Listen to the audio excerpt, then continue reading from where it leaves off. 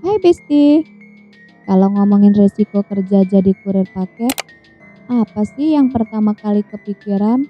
Mungkin dikejar anjing galak pas nganter paket, atau nyasar di gang sempit yang bahkan nggak ada di Google Map. Itu emang udah jadi makanan sehari-hari. Tapi gimana kalau Mama Hesa bilang resiko paling bahaya itu datang dari orang yang setiap hari kerja bareng kamu? Dan teman yang harusnya jadi tempat kamu ngeluh, malah jadi orang yang ngincer nyawa kamu.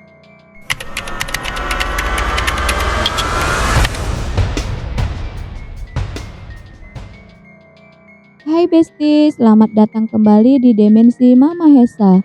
Seperti biasa, Mama Hesa di sini buat nemenin kalian ngobrolin kisah-kisah yang bikin kita mikir dua kali. Kali ini kita bakal terbang ke Aceh Timur, Bes. Kita semua tahu kan, abang-abang kurir ini pahlawan tanpa tanda jasa di era digital. Mereka itu kayak penyambung kebahagiaan. Kita yang lagi mager di rumah, tinggal klik-klik, besoknya barang udah depan pintu. Tapi di balik seragam orennya yang kita kenal itu, ada cerita peluh kelelahan, target harian yang gak main-main dan bahaya yang gak kelihatan. Kali ini bukan cuma soal kriminal biasa ya, Bes. Ini cerita tentang persahabatan yang dihianati. Tentang bagaimana suatu kebiasaan buruk judi online bisa mengubah seorang kawan jadi monster berdarah dingin.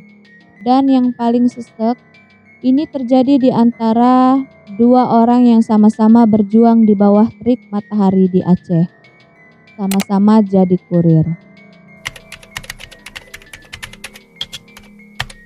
Pada suatu malam yang naas, di awal bulan September 2025, seorang kurir muda bernama Bustamam ditemukan tewas mengenaskan di semak-semak belukar. Lokasinya di Desa Gampong, Jalan Kecamatan Ideruyuk, Aceh Timur. Dia ditemukan bersimbah darah dengan luka tusukan di sekujur tubuhnya. Awalnya, semua orang bingung, ini perampokan atau ada dendam pribadi. Tapi Bes, jawaban dari teka-teki ini ternyata lebih dekat dan lebih mengerikan dari yang siapapun duga. Pelakunya ada di lingkaran terdekat korban. Yuk Bes, kita tarik napas dulu. Kita akan bedah kasus ini pelan-pelan. Dari awal sampai akhir. Siapin cemilan dan mari kita mulai. Bes, sebelum kita masuk ke bagian yang kelam, Mama Hesa mau kita kenalan dulu sama korbannya. Biar kita tahu siapa sosok yang direnggut hidupnya secara paksa ini. Namanya Bustamam. Usianya baru 26 tahun, masih muda banget. Lagi semangat-semangatnya membangun masa depan. Dia adalah warga desa Batayan Barat, Kecamatan Iditunung, Aceh Timur. Bustamam ini bukan sekedar kurir, Bes. Dia adalah tulang punggung keluarga. Dia punya seorang istri yang bernama Ismi, yang usianya 25 tahun, dan seorang ibu bernama Halimah yang sangat dia sayangi. Bisa kita bayangin ya, setiap hari Bustamam keliling di bawah panas matahari Aceh, nganterin puluhan paket. Bukan cuma ngejar target, tapi buat senyum istri dan ibunya di rumah. Pekerjaan ini berat, Bes. Lelah fisik, resiko kecelakaan di jalan. Belum lagi kalau ketemu customer rese yang maunya COD tapi pas paket datang duitnya nggak ada. Tapi semua dia jalani dengan penuh tanggung jawab. Dia adalah potret pejuang keluarga yang sesungguhnya. Nah, sekarang kita kenalan sama sisi lain dari cerita ini. Pelakunya berinisial RA, usianya 25 tahun, cuma beda setahun sama Bustamam. Yang bikin merinding, RA ini bukan seorang asing, dia adalah teman kerja Bustamam. Mereka sama-sama kurir paket di outlet yang sama di Aceh Timur. Mereka pakai seragam yang sama, berangkat dari gudang yang sama, Mungkin sering ngopi bareng atau saling bantu kalau lagi banyak paketan. Mereka berada di titik awal yang sama, menghadapi tekanan ekonomi yang serupa. RA ini warga Gampong Jawa, Kecamatan Idiruyuk. Dari luar mungkin dia kelihatan sama, kayak kurir-kurir lain. Tapi di balik layar, RA punya rahasia gelap yang pelan-pelan menggerogoti hidupnya. Dia terjerat judi online atau yang sering kita sebut judol. Nah, ini nih Bes, penyakit masyarakat yang bahayanya yang nyata banget. Awalnya mungkin iseng, coba-coba cari duit cepet. Tapi lama-lama jadi candu, jadi lubang hitam yang menyedot semua logika dan nurani. Uang COD dari customer yang harusnya dia store ke kantor, malah dia putar dulu di situs judol dengan harapan bisa berlipat ganda. Tapi yang terjadi sebaliknya. Duit kantor ludes, utang numpuk, dan kepanikan mulai mengambil alih. Analogi sederhananya, dia gali lubang buat nutupin lubang, tapi pakai skop yang minjem dari rentenir. Makin digali makin dalam, dan akhirnya longsor menimbun dirinya sendiri. Di persimpangan jalan hidup, saat Bustama memilih jalan kerja keras, RA memilih jalan pintas yang membawanya ke jalur kehancuran. Besti, kepanikan karena utang judol itu kayak api. Kecil bisa diinjek, tapi kalau udah gede bisa membakar seluruh rumah, termasuk akal sehat dan hati nurani. Itulah yang terjadi sama RA. Dia udah gak bisa mikir jernih. Uang setoran COD customer sudah habis dia bakar di meja judi. Tiap hari ditagih kantor, tapi duitnya gak ada. Dia terpojok. Dia tahu cepat atau lambat perbuatannya akan ketahuan dan dia akan kehilangan pekerjaannya, bahkan mungkin dipenjara karena penggelapan. Dalam kondisi kalut kayak gini, otaknya bukan lagi nyari solusi yang benar, tapi nyari jalan pintas paling nekat. Dan di matanya jalan pintas itu ada di tas lempang temannya sendiri, Bustamam.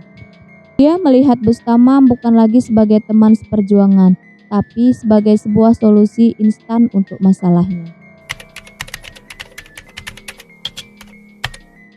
Ini bagian yang paling bikin Mama Hesa merinding, Bes.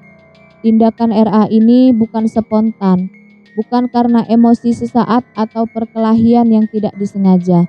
Ini adalah pembunuhan berencana. Dari hasil pemeriksaan polisi terungkap fakta bahwa RA memang sudah berniat membunuh Bustamam untuk merampas uangnya.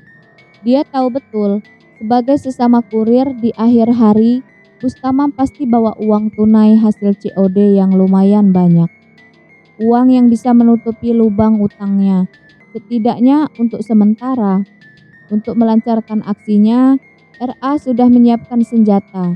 Bukan senjata canggih, Bes, tapi justru itu yang bikin ngeri.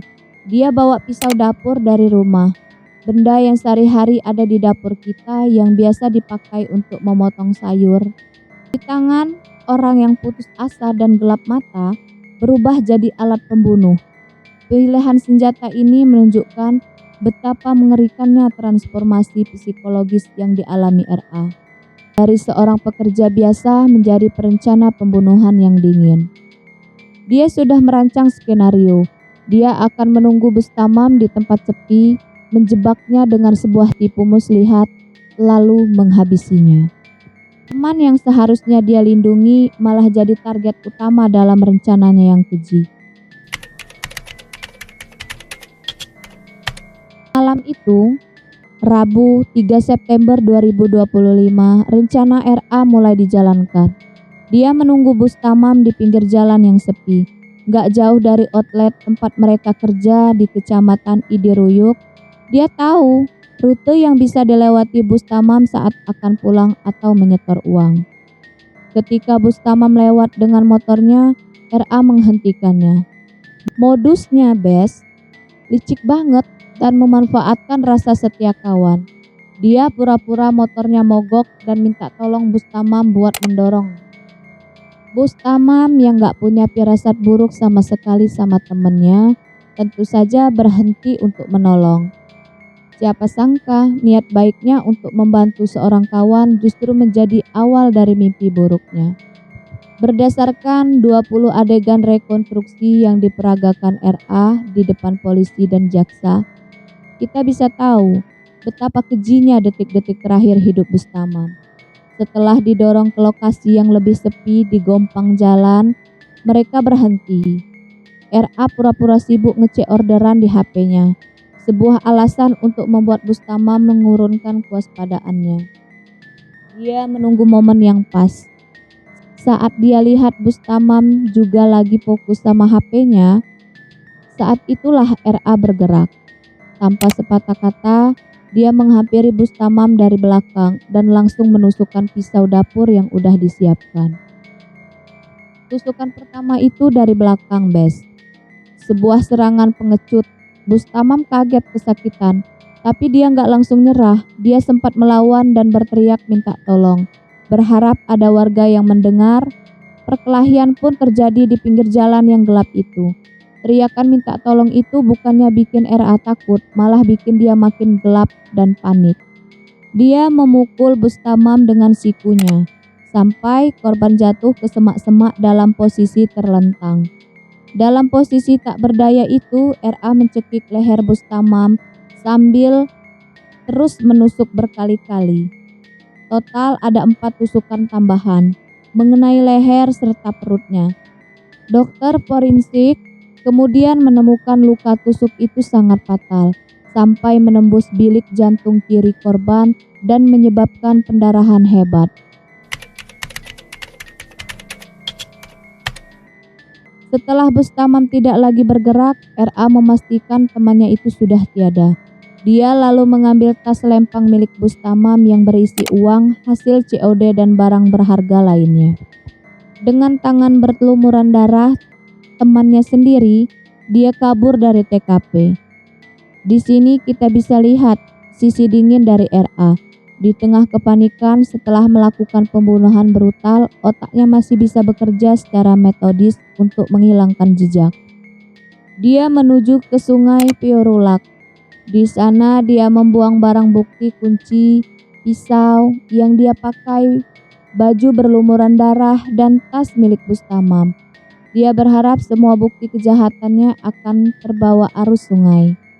Dan puncaknya, Bes, menunjukkan betapa dingin dan tidak berdosanya. Setelah membuang barang bukti, dia pergi ke salah satu jasa pengiriman uang. Dengan santainya, dia menyetor uang rampasan sebesar 3 juta rupiah ke rekening pribadinya. Seolah-olah uang itu adalah hasil kerja kerasnya, bukan hasil merenggut nyawa sahabatnya sendiri.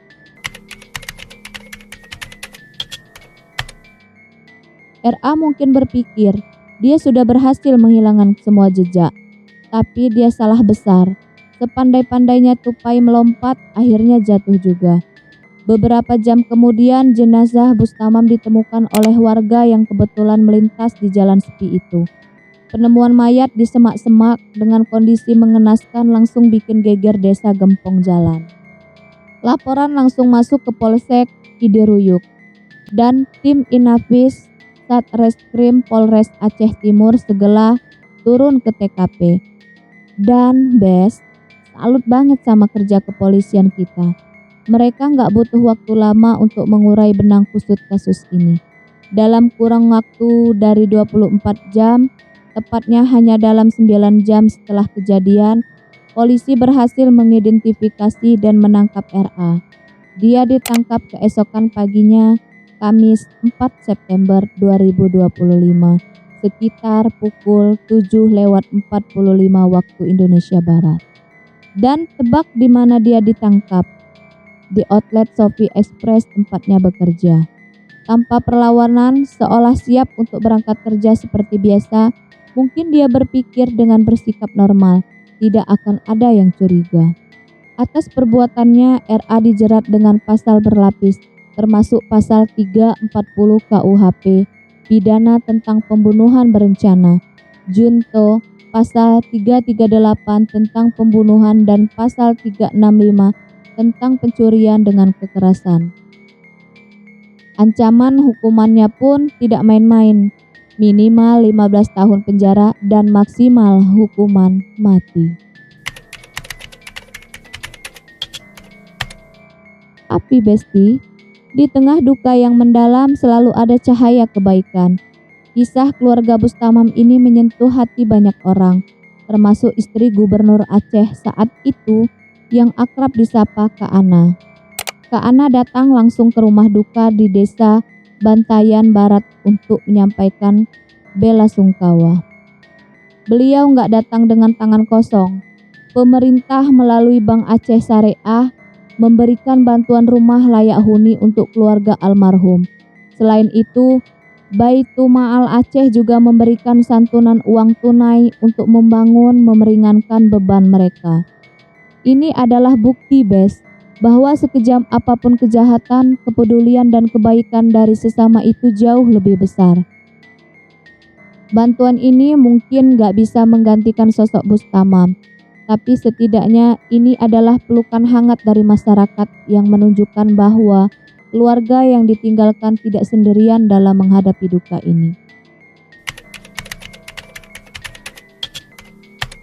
Besti, kasus Bustamam dan RA ini ninggalin banyak banget pelajaran pahit buat kita semua.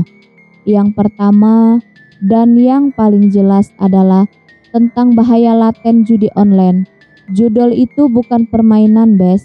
Itu adalah jurang tanpa dasar yang bisa menelan siapa saja, mengubah orang baik jadi penjahat, dan menghancurkan hidup banyak orang dalam sekejap. Kalau ada di antara Besti atau orang terdekat yang mulai terjerat, tolong cari bantuan sebelum terlambat. Jangan sampai ada korban-korban lain, baik pelaku maupun korban kejahatannya. Dan yang kedua, cerita ini membuka mata kita tentang betapa rentannya para pekerja di sekitar informal seperti kurir ini. Mereka bekerja dengan jam kerja fleksibel yang seringkali berarti kerja lebih dari 8 jam sehari untuk kejar target. Tanpa ada uang lembur, pendapatan mereka nggak pasti, dan mereka menanggung sendiri biaya bensin dan perawatan motor. Resiko di jalan raya, kelelahan fisik, dan bahkan ancaman dari customer itu nyata. Mereka adalah garda terdepan ekonomi digital kita. Tanpa mereka, paket-paket kebahagiaan kita nggak akan pernah sampai di depan pintu. Jadi, mulai sekarang, yuk kita lebih menghargai abang-abang dan mbak-mbak kurir ini. Sebuah terima kasih, Mas, Mbak, yang tulus atau sekedar nawarin sebotol air minum pas cuaca lagi panas banget. Itu berarti besar buat mereka. Jadikan setiap paket yang datang sebagai pengingat bahwa di baliknya ada perjuangan seorang yang mungkin lagi lelah, yang lagi berjuang buat keluarganya sama seperti almarhum Bustamam. Nah, sekarang Mama Hesa mau dengar dari kalian, Besti. Apa sih pengalaman paling berkesan kalian sama abang kurir? Atau mungkin kalian punya pendapat tentang bahaya judol yang makin meresahkan ini? Tulis semuanya di kolom komentar ya. Kita diskusi di sana. Dan jangan lupa like, komen, subscribe, dan nyalain loncengnya biar kita bisa terus terhubung di Dimensi Mama Hesa. Sampai jumpa di cerita berikutnya. Selalu waspada dan sayangi orang-orang di sekitar kalian. Bye-bye, Besti.